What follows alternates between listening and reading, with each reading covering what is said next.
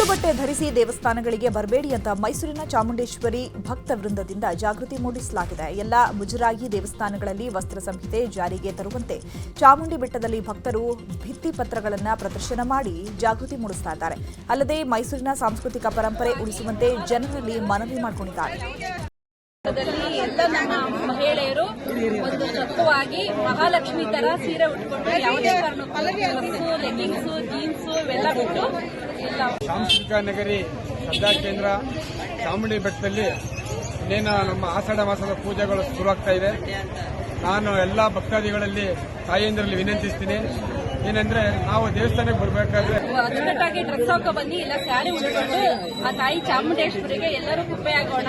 ನಮ್ಮ ಸಂಸ್ಕೃತಿ ಕನ್ನಡ ಸಂಸ್ಕೃತಿಯಲ್ಲಿ ನಾವು ಕರ್ನಾಟಕರಾಗಿ ಎಲ್ಲ ಸಂಸ್ಕೃತಿ ಬೆಳೆಸೋಣ. ಮೈ ತುಂಬ ಉಡುಗೆಗಳನ್ನ ತೊಡ್ಕೊಂಡು ಶ್ರದ್ಧೆಯಿಂದ ಬರಬೇಕು. ತಾಯಿ ಶಕ್ತಿ ದೇವತೆ ಚಾಮುಂಡೇಶ್ವರಿ ದರ್ಶನ ನಾವೆಲ್ಲ ಶ್ರದ್ಧೆಯಿಂದ ಆಧ್ಯಾತ್ಮಿಕವಾಗಿ ದರ್ಶನವನ್ನ ಮಾಡಬೇಕು.